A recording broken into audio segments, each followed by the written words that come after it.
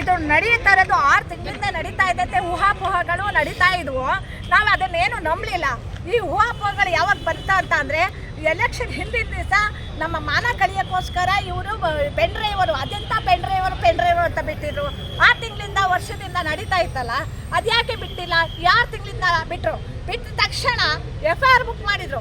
FIR book ಮಾಡಿದಾಗ ಯಾಕೆ ತನಿಖೆ ಮಾಡಲಿಲ್ಲ SIT ಅವ್ರನ್ನ? ತಕ್ಷಣ ಯಾಕೆ ನೀವು ಕಾನೂನು ತಗೊಳ್ಳಿಲ್ಲ? ಈಗ ಯಾಕೆ ಒಂದಲ್ಲ ಹೆಣ್ಮಕ್ಳ ಮೇಲೆ ಬಿಡ್ತಾ ಇದ್ದೀರಲ್ಲ?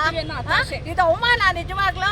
ನೋಡಿ ಹೇಳ್ತೀನಿ ಸರ್ಕಾರಕ್ಕೆ, ಸಿದ್ದರಾಮಯ್ಯ ಅವರೇ, DK ಶಿವಕುಮಾರ್ ಅವರೇ, ನಿಮ್ಮನೇಲಿರೋ ಅಂತ ಹೆಣ್ಮಕ್ಳು ಏನಾದ್ರು ಇದ್ದಿದ್ರೆ, ನಿಮ್ಮ ಅಕ್ಕ ತಂಗಿರಾಗಿರ್ಬೋದು, ನಿಮ್ಮ ತಾಯಿದಿರಾಗಿರ್ಬೋದು, ನಿಮ್ಮ ಹೆಂಡತಿರಾಗಿರ್ಬೋದು, ಆ ಪೆನ್ ಡ್ರೈವರಲ್ಲಿ ಇದ್ರೆ ನೀವು ಬಿಡ್ತಿದ್ರಾ? ನನ್ನೊಂದು ಪ್ರಶ್ನೆ. ನಾವು ಹೆಣ್ಮಕ್ಳೇ, ಯಾಕೆ ಹೆಣ್ಮಕ್ಳ ಬಗ್ಗೆ ನೀವು ಯೋಚನೆ ಮಾಡಲಿಲ್ಲ? ಏನು ತಪ್ಪು ಮಾಡ್ದಲ್ಲೇ ಇರಲಿ, ವೈಯಕ್ತಿಕವಾಗಿ ಮಾತಾಡೋ ರೈಟ್ಸು ಯಾವ ಕಾನೂನಲ್ಲೂ ಇಲ್ಲ. ಯಾಕೆ ನೀವು ಇಂಥ ತಪ್ಪುಗಳನ್ನ ಮಾಡ್ತಾ ಇದ್ದೀರಿ?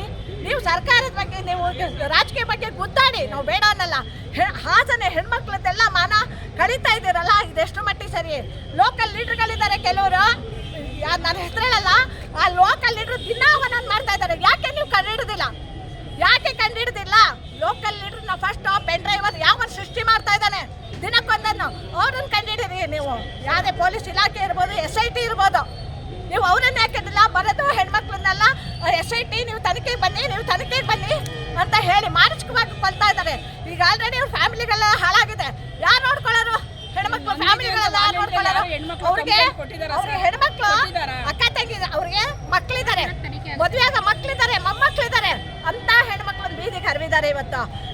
ನಾವು ಹೆಣ್ಮಕ್ಳೇ, ನೀವು ಹೆಣ್ಮಕ್ಳೇ. ಯಾಕೆ DK ಶಿವಕುಮಾರ್ ಅವ್ರಿಗೆ ನಿಮ್ಗೆ ಇದೆಲ್ಲ ಅರಿವಾಗ್ತಾ ಇಲ್ಲ?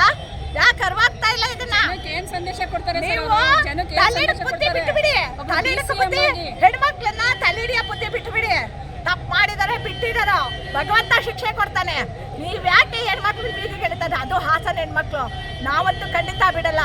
ದೇವೇಗೌಡರು ಇವತ್ತು ರಾಜಕೀಯವಾಗಿ ಆಗಲಿ, ಹೆಣ್ಮಕ್ಳ ಬಗ್ಗೆ ಆಗಲಿ ದೈವ ಭಕ್ತರು ಅವರನ್ನ ಇವತ್ತು ಬೀದಿಗೆ ಎಳೆದಿದ್ದೀರಾ. ರೇವಣ್ಣ ಅವರು 40 ವರ್ಷದ ರಾಜಕೀಯದಲ್ಲಿ ಒಂದು ಕಪ್ಪು ಚುಕ್ಕೆ ತಗೊಂಡಿಲ್ಲ ಮನುಷ್ಯ. ಅಂಥ ಅಭಿವೃದ್ಧಿ ಅಧಿಕಾರಿಗಳನ್ನ, ಅಂಥ ಅಭಿವೃದ್ಧಿ ರಾಜಕೀಯ ನೋಡೇ ಇಲ್ಲ ನಾವು.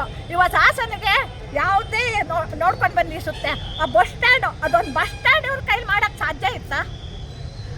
ಇಂಜಿನಿಯರ್ ಕಾಲೇಜ್ ಬಡವ್ರ ಬಗ್ರೆಲ್ಲ ಎಲ್ಲೆಲ್ಲೋ ಹೋಗ್ಬೇಕಾಯ್ತು ಓದಲಿಕ್ಕೆ ಅಂತ. ಅದನ್ನೆಲ್ಲ ಎಷ್ಟು ಹೋರಾಟ ಮಾಡ್ತಂದಿರಂತ ಒಬ್ಬ ಹರಿಕಾರರು ಯಾರ ಕೈಲೂ ಆ ಥರ ಕೆಲಸ ಮಾಡೋಕ್ಕೆ ಸಾಧ್ಯನೇ ಇಲ್ಲ. ಇಡೀ ರಾಜಕೀಯ ರಂಗದಲ್ಲಿ ನಮ್ಮ ರೇವಣ್ಣವರ ಥರ ಯಾರು ಮಾಡೋಕ್ಕೆ ಸಾಧ್ಯ ಇಲ್ಲ. ಅಂಥವ್ರನ್ನ ನೀವು ಇವತ್ತು ಬಂಧನ ಮಾಡಿದ್ದೀರಾ. ಯಾವ ವಿಚಾರವಾಗಿ ಬಂಧನ ಮಾಡಿದ್ದೀರಾ? ನೀವು ರಾಜಕೀಯವಾಗಿ ಹೆಣ್ಮಕ್ಳನ್ನ ಮುಂದೆ ತಂದು ಬಂಧನ ಮಾಡಿದ್ದೀರಾ. ಇನ್ಯಾವ ವಿಚಾರನೂ ಅಲ್ಲ. ಇದು ಮಹತ್ವ ತಪ್ಪಿದೆ. ನೀವು SIT ತನಿಖೆ ಆಗಲಿ,